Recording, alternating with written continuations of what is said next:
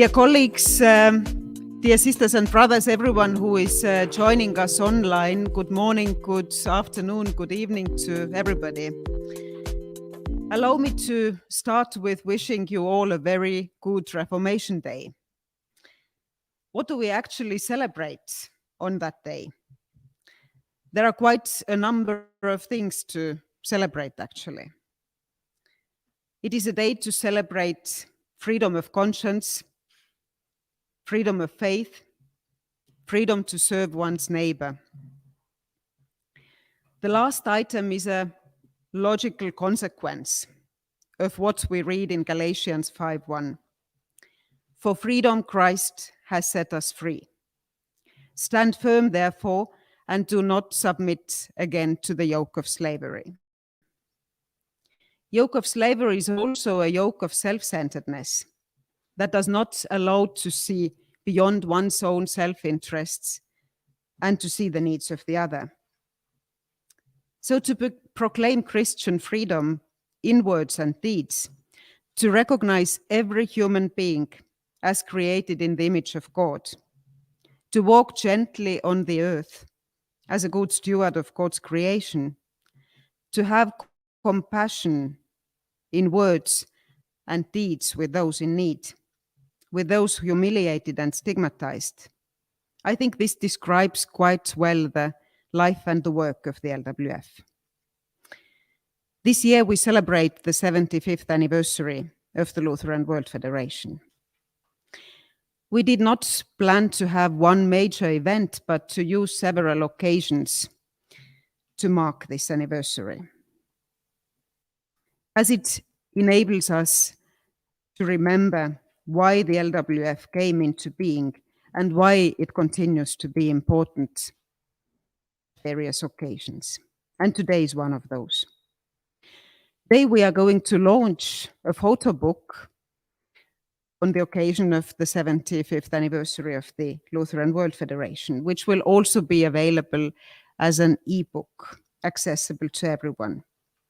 And we want to use this as an opportunity to offer some glimpses into the work of the LWF.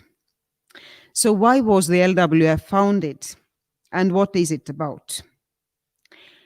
LWF's vision statement offers a short and a very beautiful response to the question what the LWF is. Liberated by God's grace, a communion in Christ, living and working together for just, peaceful and reconciled world. But why was it founded? The founding document of the LWF, signed in Lund in 1947, carried the signatures of church representatives who partly came from countries that had been at war with each other only 2 years earlier, the most terrible war that humankind has known so far. Many delegates came from destroyed cities. Some had lost relatives or friends due to the World War II. And still they were able to come together. They had heard Jesus' call to be messengers of peace. They were determined to forgive and to seek new ways of living together in Christian communion as Lutheran churches.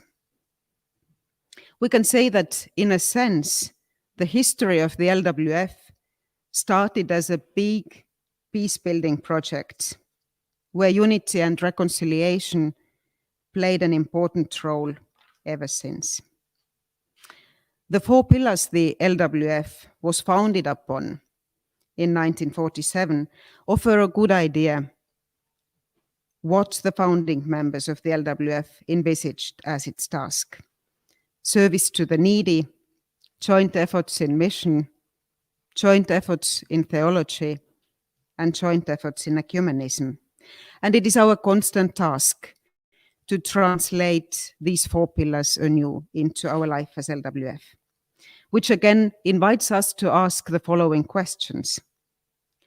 How to do theology, not only in words, but also in deeds. How to live it out in public space. How to be inspired by Christ and by his love for all human beings, even despite their brokenness. How to best translate Christ's love into service to the neighbor and to the advocacy for the oppressed. There is a famous proverb that is well known in many places around the world. The one who doesn't remember the past lives without the future. This does not mean that we should get stuck in the past and in a romantic sentiment of old good times, which most often used to be bad new times once. But rather that remembering the past, while keeping our eyes focused on that what lies ahead, helps us to learn from our predecessors, to know where we come from and on whose shoulders we stand. Today we harvest the fruits of our predecessors' work and plant seeds for the future, so that coming generations can harvest the fruits of those seeds that we are planting today. For the LWF, the next major harvesting season will take place during the 13th Assembly in Krakow next year. The Assembly will bring together representatives from all 149 member churches who gather under the theme, One Body, One Spirit, One Hope. So may this theme encourage us to be messengers of unity and not of uniformity, messengers of hope and not of anxiety. Now I invite you all to have a brief glimpse at the work the LWF does under its 4 pillars. And I would like to invite my colleague Bobby Waddell from the Department for World Service, who is the Global Funding Coordinator, to present on one of the pillars the LWF stands on. Thank you.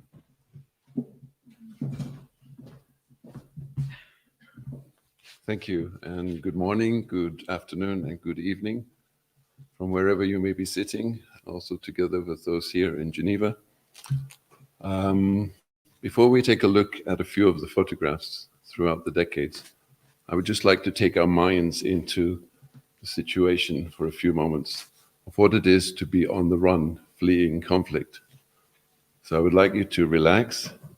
If you wish, close your eyes and to imagine that you're on the run, moving through unknown places in search of a place of refuge. Try to imagine that you could be in the shoes of a mother or a father, a brother or a sister, of what it's like to be on the move, to be fleeing conflict, and not knowing where your next safe haven may be.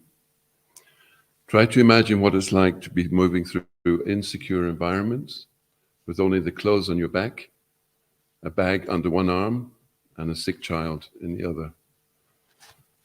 Try to imagine what it's like not knowing when you're getting the next meal, or the next drink, or the next place to rest.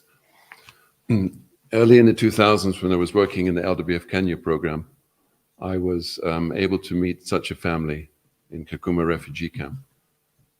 A mother with 3 children who had been walking through South Sudan for 12 days, not knowing if or when they would reach a place of refuge. LWF World Service was managing the reception center at the refugee camp at the time. As Anne has mentioned, the first pillar is helping people in need, supporting people in need around the world. And that has been the role of World Service during the past 8 decades, or the past 75 years, providing humanitarian response to those in particular need in refugee situations, providing protection, shelter, food, and water, but also in the longer term, providing development work, providing a rights-based approach in education, in livelihoods, in food security, to displaced communities, but also to host communities. And World Service has also followed returnees home to reintegrate into the place of origin in situations where it has been safe to do so. Now we would like to take just a look at a snapshot of 5 of the photos through the decades. The first one is we take you to East Jerusalem, to the Augusta Victoria Hospital, where the AVH was placed under the trusteeship of the LWF in 1950. So this hospital has been functioning for more than 70 years. And to this day is a specialized center for cancer care and for kidney care and dialysis. In 1964, LWF signed its first tripartite agreement with the UNHCR and the United Republic of Tanzania, of Tanganyika and Zanzibar. This is the actual agreement. It was to support 10,000 refugees from Rwanda at that time, the first wave of refugees coming into Rwanda. UNHCR is a partner until this day. LWF is the largest faith-based partner of the UNHCR. And in 1974, we had an invitation from the Islamic Republic of Mauritania to go to Mauritania to help with preventing the advancement of the sand and the desert into the capital city, Nouakchott. This year, 2022, we have just closed that program after almost 50 years in the program. And most recently, we were supporting refugees from Mali. In the early 90s, the conflict in Sudan between the north and the south created a lot of hardship and hunger. And here you can see food drops where we had, for a number of years, supporting the refugees, the displaced population in the south of Sudan. And until this day, we still have ongoing operations in South Sudan, supporting refugees from the north. And finally, we have come full circle. In 1947, we were helping displaced populations and refugees in Europe. And today, as we speak, actually today, we are in Europe helping displaced populations in Ukraine and refugees in Poland and throughout Eastern Europe. This is a photo depicting a situation in Ukraine. World Service continues to support people in need. It remains a strong pillar of the LWF, mandated by the member churches. We have over 8,000 staff at the moment in 28 countries, locally rooted, but globally connected, and upholding the rights of communities in some of the most remote and insecure parts of the globe. I will stop there, and I would like to hand over to my colleague, to Isaiah, to discuss more on pillar number 2. Thank you.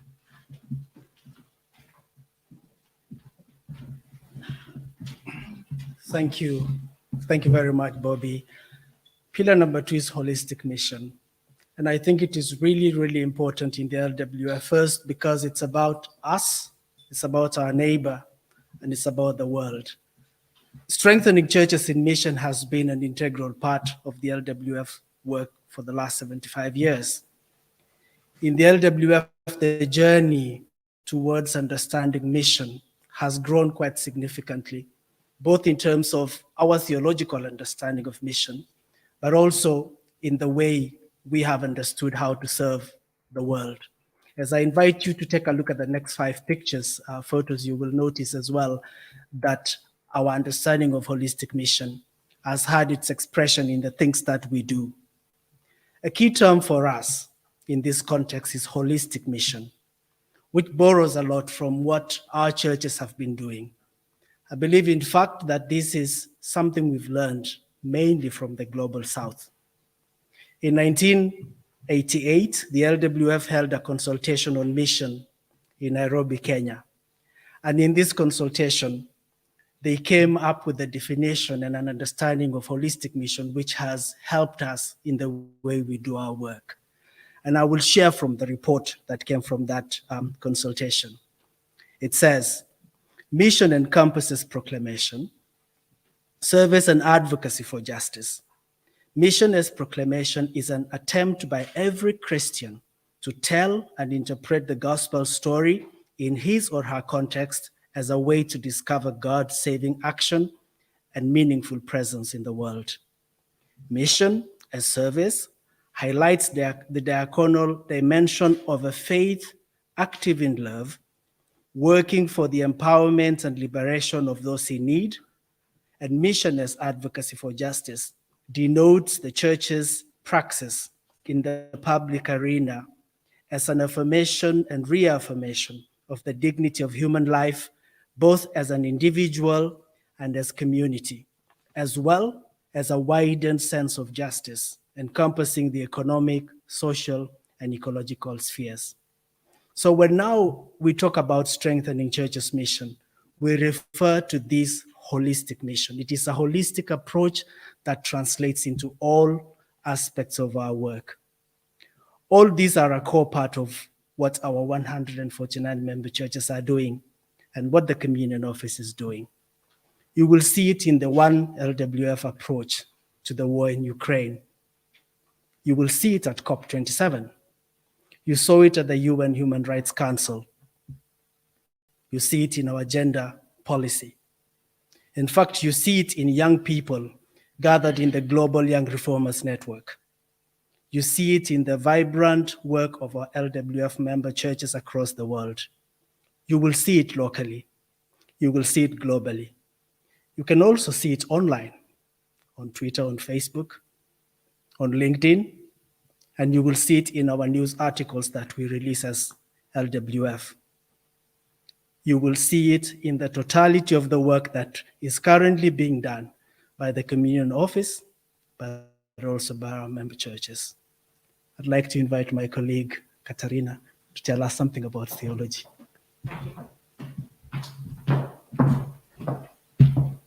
Good afternoon, everyone. The nature and purpose of the LWF is rooted in the Lutheran confessional tradition.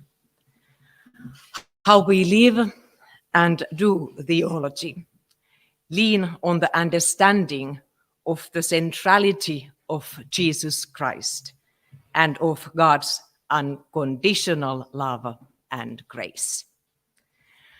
Our Lutheran tradition and identities shape who we are as a global communion of churches, living and working together for a just, peaceful, and reconciled world. We do what we do because we are liberated by God's grace. We proclaim hope, we serve the neighbor, and we advocate for justice because we are liberated by God's grace. We are committed to collective action and holistic mission, which contributes to the common good, because we are liberated by God's grace. And we are committed to gender justice and to the empowerment of women and youth for leadership. 1952, the second LWF assembly was held in Hanover, Germany. And one of the main decisions was establishment of Department of Theology. The first meeting of the Commission on Theology was held in Copenhagen, Denmark in 1953. The Commission's work included coordinating exchange between professors, students, pastors, and lay people in order to promote fellowship and study cooperation among Lutherans and support churches in strengthening congregational life. The LWF has always emphasized the relevance of theological education. We have been supporting theological education in member churches through scholarship program for decades. A number of study documents have been published, and since the last assembly, Theological Education and Formation Network has connected institutions of theological education from all regions of the communion. The LWF Learning Platform, which will soon be launched in our website, will offer accessible theological materials that would support churches in their ministry locally. The LWF vision for the church and the world arises from biblical reflection and theological discernment that has been at the heart of LWF's work since the very beginning. Our commitment to a theological vision and values that lead to transformation in church and society guides the collective work of the LWF. The way we do theology together combines conversations and actions that are contextual, critical, concrete, and creative. As a global communion, LWF provides a platform for transcontextual theological reflection, meaning that our contextualized experience of faith is transformed by reflecting in light of the stories of our sisters and brothers from other cultures and languages. Together, we continue doing theology, strengthening theological understanding of Lutheran identities, strengthening capacities to respond theologically to contemporary challenges in diverse contexts. We work for strengthening theological reflection on gender justice, access to theological education, and full and meaningful participation of women in ordained ministry, and theological foundation and frameworks to engage in the public space and participate in the ecumenical, interfaith, and civil society initiatives for the common good. Theology for transformation means that our faith is more than seeking greater religious understanding. As a response to God's love, our faith empowers us to think and act collectively for a just, peaceful, and reconciled world. And now I welcome my colleague Dirk.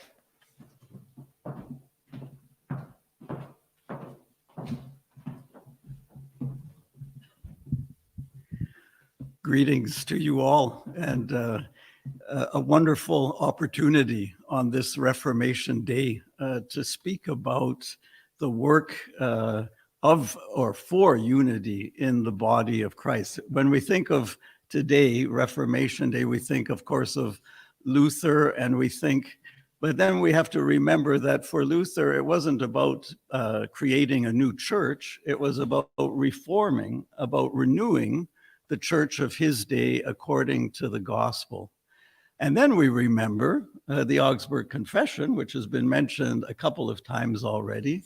That sort of identity piece for Lutherans is not really an identity marker, but is an ecumenical proposal to the church for a common witness to the gospel. So at the very heart of Lutheran identity is an ecumenical proposal, is a desire for unity in the body of Christ, is a desire to be one in our witness to the liberating gospel of Jesus Christ. And that has shaped very much the whole character and nature of the Lutheran World Federation since its beginning. Already in 1947, in the third article of the LWF Constitution, it's written, the Lutheran World Federation confesses the one Holy Catholic and Apostolic Church and is resolved to serve Christian unity throughout the world. That resolve to serve Christian unity led to, for example, here, the formation of the Institute for Ecumenical Research in Strasbourg.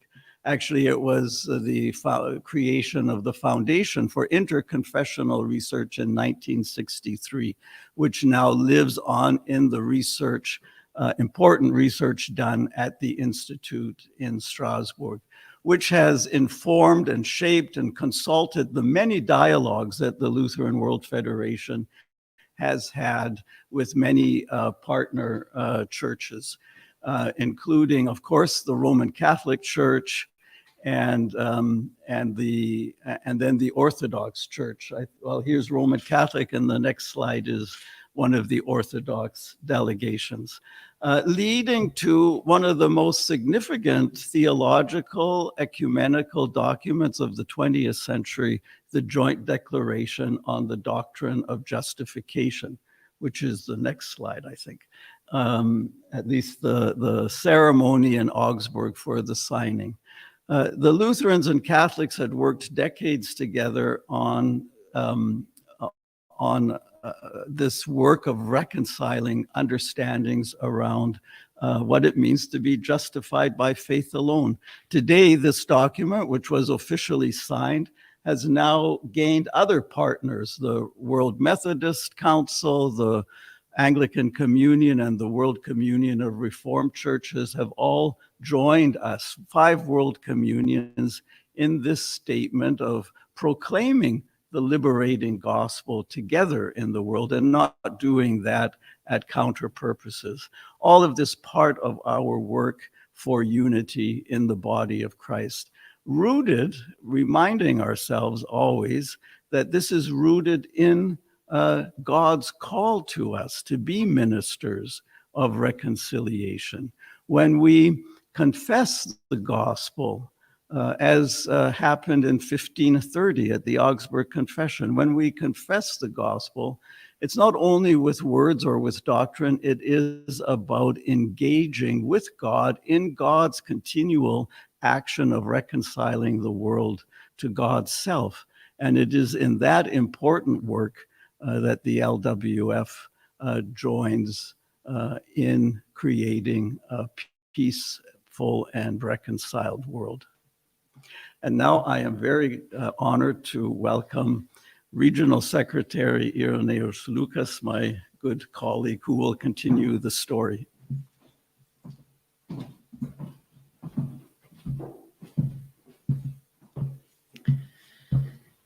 Warm greetings to all of you. And I will continue speaking about the Lutheran World Federation, especially about the assemblies. When I think about the Lutheran World Federation's assemblies, often the words, or rather an image from the last book of the Bible, the book of Revelation, comes to my mind. And I think about chapter 9, verse 7. I looked, and there before me was a great multitude that no one could count, from every nation, tribe, people, and language, standing before the throne and before the Lamb. Although it's a very subjective experience, and I'm fully aware of this, for me, the LWF assemblies are a foretaste of what is described in the Bible. Here are people from almost all over the world, speaking many different languages, with different skin colors, shaped by different cultures, coming together in one place.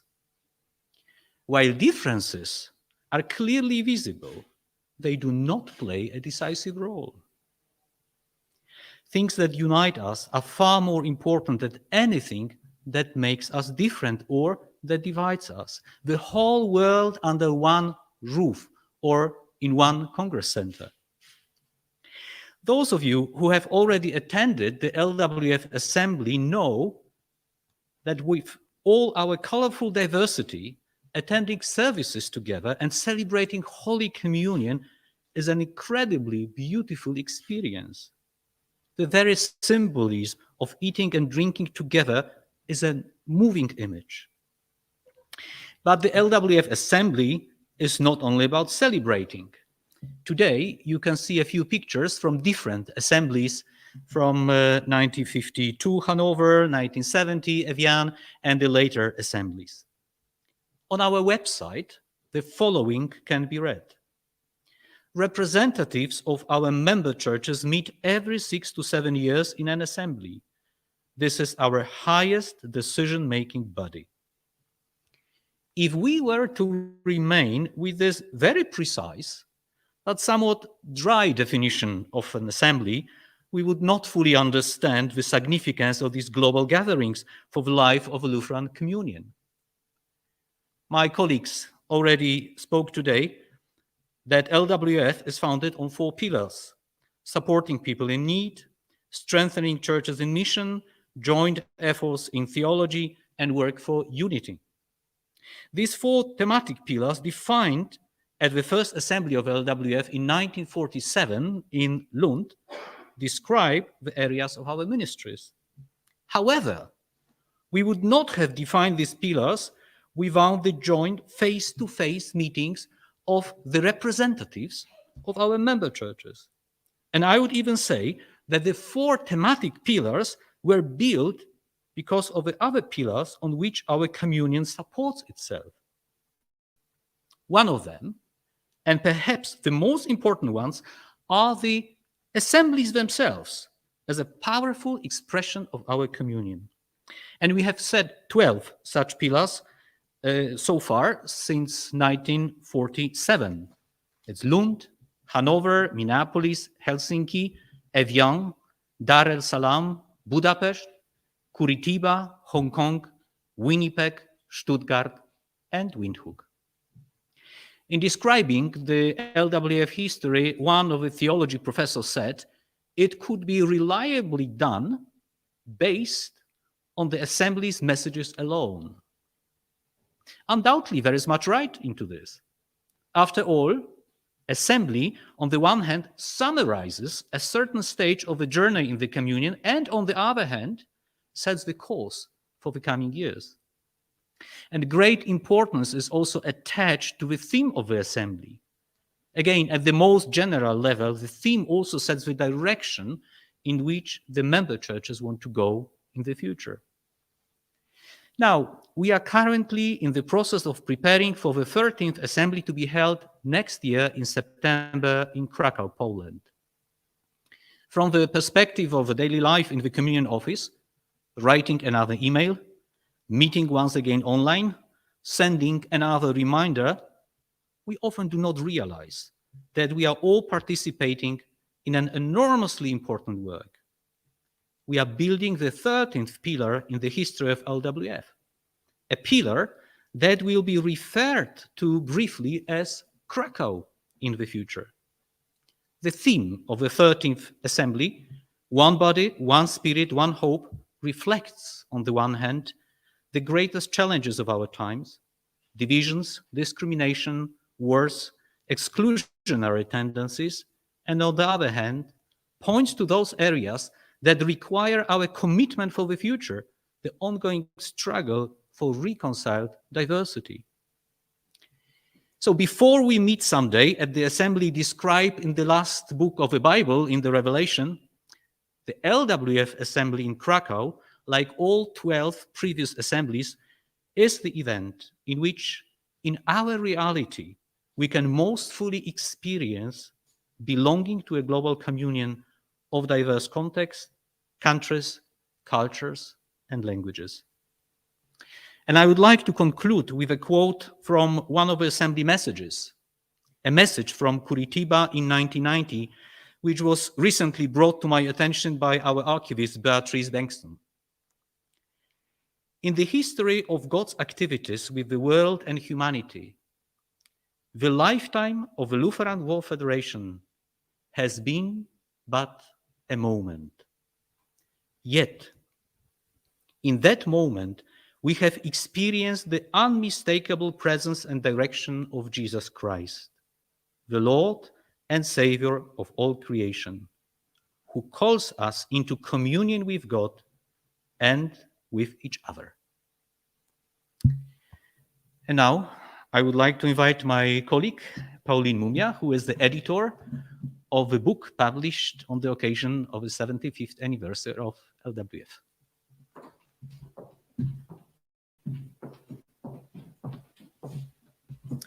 Thank you, Irinois. Greetings, colleagues gathered here and online.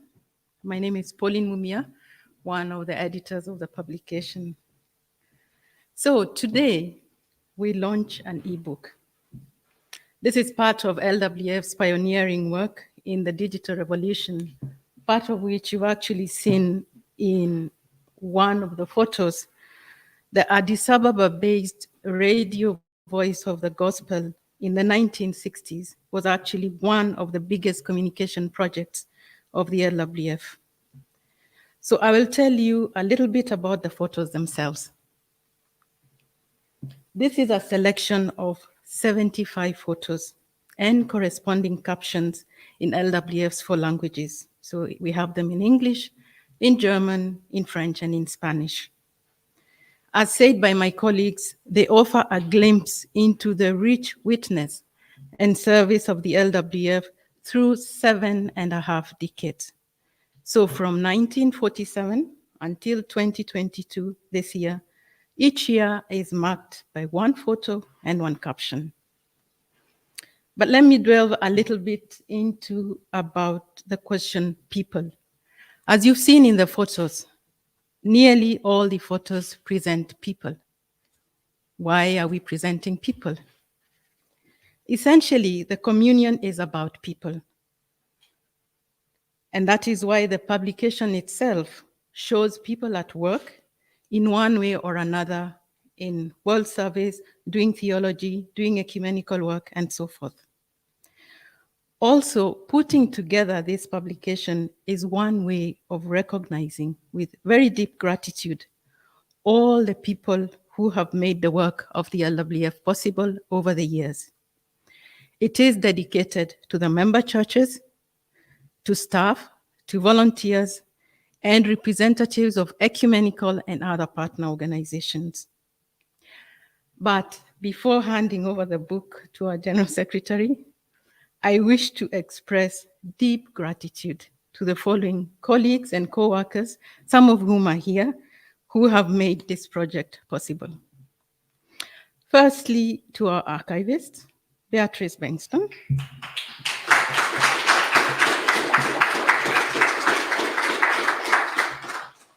And to our photographer, who I hope is following us online, Albin Hillert.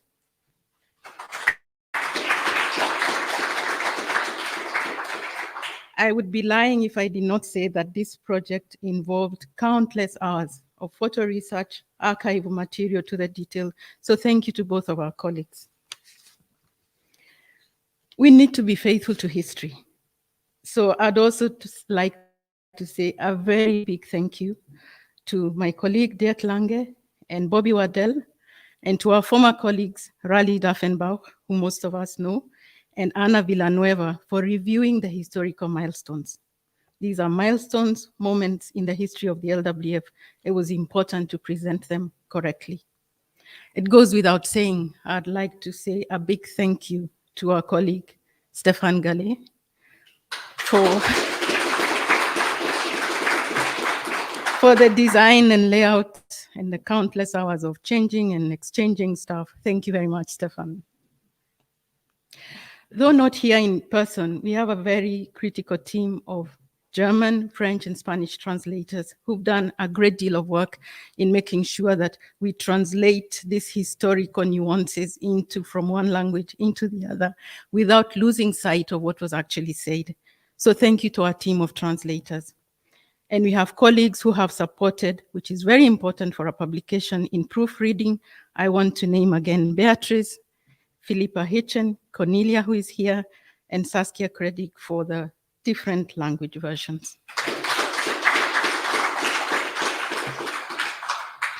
To the Communion Office leadership team, some of you are here with Anne, but I want to applaud and appreciate your valuable comments in the publication. This publication took a lot of time, lots of revisions, and you offered very valuable comments. So we are very grateful to Anne, to World Service Director Maria Imonen, to our DPC Director Tabosh Loringe, and outgoing DTMJ Director Eva Christina Nielsen. Thank you very much for your time.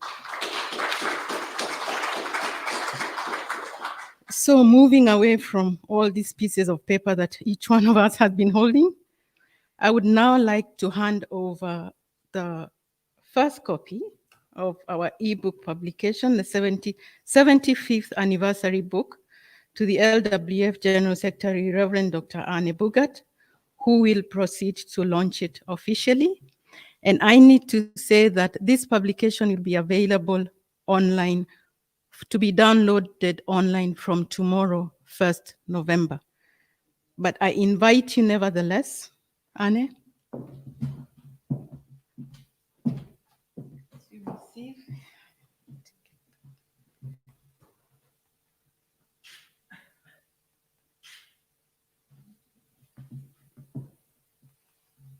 Be patient with technology.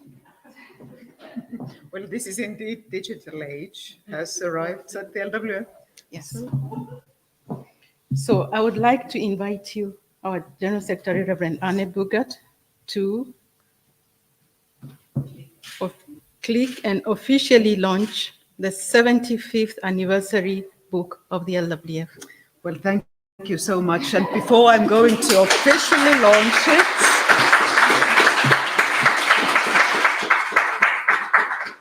just allow also from my side to say a very big word of thanks to everyone who was involved in this project. I won't repeat the names, you heard all of them, but I know how much time and energy has gone into it. And as it was mentioned already, you don't find a single photo without people in that book. And I think it says a lot about the LWF, because it is really about bringing people together and thinking how to serve people in the best possible way. So it is an extreme honor and pleasure for me to launch this ebook here, and everyone is more than welcome to download it as of tomorrow.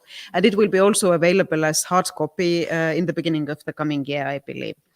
So thanks very much to everyone who was involved, and enjoy going through it. It is really a pleasure to see what the LWF is about. Thank you.